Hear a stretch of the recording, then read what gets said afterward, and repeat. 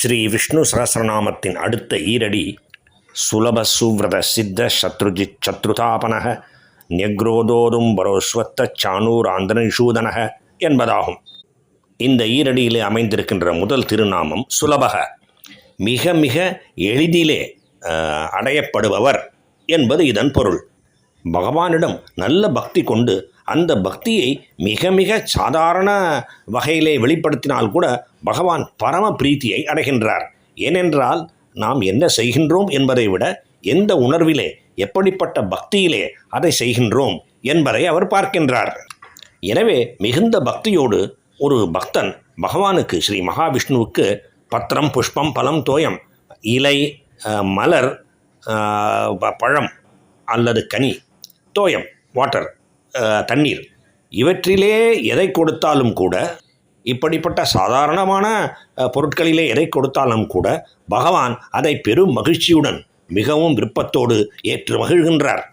ஏனென்றால் அப்படிப்பட்ட எளிமையான பொருட்களே சமர்ப்பிக்கப்பட்டு இருந்தாலும் சமர்ப்பிக்கப்படும் பொருளின் உள்ளே இருக்கின்ற, பின்னாலே இருக்கின்ற பக்தியை அவர் பார்க்கின்றார். எனவே இந்த விதமாக நல்ல பக்தி கொண்டால் அவர் மிக மிக சுலபமாக அடையப்படுகின்றார். அதனால் பகவன் சுலபக என்கின்ற திருநாமத்தை பெறுகின்றார். ஓம் சுலபாய நமக. சுலபக, சுலப எளிதிலே அடையப்படுபவர். பகவானின் அடுத்த திருநாமம் சுவ்ரதக என்பதாகும். சுவ்ரதக, ஒருவர் விரதயதி என்றால் அவர் சேர்ந்து உண்கின்றார் என்று பொருள்.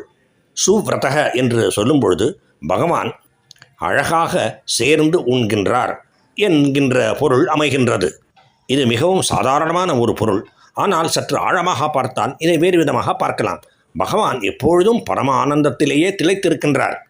தன்னிடம் பெரும் பக்தி கொண்டிருப்பவர்களுக்கு அந்த ஆனந்தத்தை, பரமானந்தத்தை, கிருஷ்ணானந்தத்தை அவர் அளிக்கின்றார். எனவே பிரம்மானந்தத்தை அவர் தானே அனுபவிக்காமல் தன்னுடைய பக்தர்களுக்கும் அளித்து அவர்களுடன் சேர்ந்து அனுபவிக்கின்றார் என்று பொருள்படுகின்றது. அந்த வகையிலே அவருக்கு சுவ்ரதக என்கின்ற திருநாமம் மிகவும் பொருத்தமானதே ஆகும். ஆனால் அப்படிப்பட்ட பாக்கியத்தை ஒரு பக்தன் பெறுவதற்கு பகவானிடம் அவன் நல்ல முதிர்ந்த பக்தியை கொண்டிருக்க வேண்டும். அது அவசியம். அதுதான் முக்கியமான தகுதியாக இருக்கின்றது. ஏழை பணக்காரன், ஆண் பெண், படித்தவன் படிக்காதவன் என்றெல்லாம் இல்லை. நல்ல பக்தி கொண்டிருக்க வேண்டும். அது மட்டுமே ஒரே தகுதி ஆகின்றது. ஓம் சுவ்ரதாய நமக.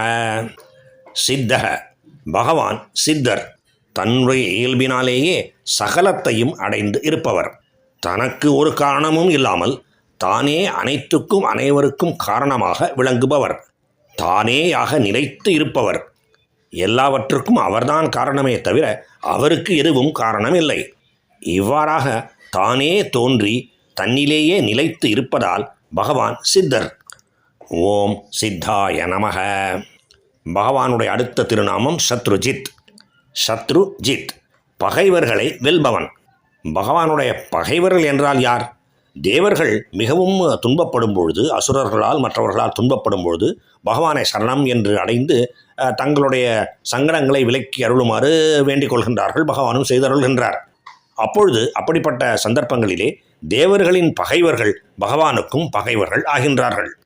அதை போலவே உலகத்திலே அதர்மிகள் மிகவும் அதிகரித்து விட்டால் பூமாதேவி அவர்களுடைய சுமையை தாங்க முடியாமல் தவிக்கின்றார். பகவானிடம் முறையிடுகின்றார்.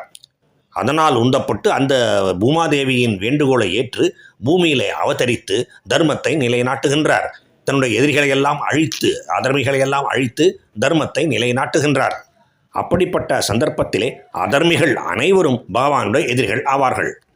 எனவே பகவானை பொறுத்தமட்டிலே அவருக்கு நண்பன் விரோதி என்று எவருமே இல்லை என்கின்ற போதிலும் தேவர்களுக்கு விரோதிகளாக இருந்து கொண்டு அவர்களை இம்சிப்பவர்கள் பகவானுடைய பகைவர்கள் ஆகின்றார்கள். அதை போலவே கொடும் செயல்கள் புரிந்து தர்மத்திலின்று மிகவும் விலகி அதர்மிகளாக விளங்குகின்ற, பூலோகத்திலே விளங்குகின்ற அனைவரும் பூமாதேவிக்கு பாரத்தை ஏற்படுத்துகின்றார்கள். தாங்க முடியாத பாரத்தை ஏற்படுத்துகின்றார்கள். அவர்களும் அப்படிப்பட்ட செயல்களினாலே, இயல்புகளினாலே பகவானுக்கு விரோதிகள், எதிரிகள் ஆகின்றார்கள். அவர்கள் எல்லோரையும் வென்று கொன்று அருள்கின்றார் பகவான். அதனால் அவர் சத்ருஜித் என்கின்ற திருநாமத்தை பெறுகின்றார். ஓம் சத்ருஜிதே நமக. அடுத்த திருநாமம் சத்ரு தாபனக. சத்ரு தாபனக, எதிரிகளை வாட்டி வதைக்கின்றார். பல சந்தர்ப்பங்களிலே பகவான் அவர்களை கொன்றும் விடுகின்றார். கொல்லாமல் ஆனால் வாட்டி வதைப்பது என்பது அந்த எதிரிகள் திருந்துவதற்கு ஒரு வாய்ப்பை அளிப்பதற்காக ஆகும். ஆனாலும் பகவானுடைய எதிரிகள், தர்மத்துக்கு எதிரிகள், தேவர்களுக்கு எதிரிகள் பெரும்பாலும் அந்த வாய்ப்பை பயன்படுத்திக் கொள்வதில்லை. அதனால் வேறு வழியே இல்லாத பொழுது பகவானால் அழிக்கப்படுகின்றார்கள். ஓம் சத்ருதாபனாய நமக. பகவானுக்கும் பகவானின் திரு நாமங்களுக்கும் பக்தர்களுக்கும் நமஸ்காரம்.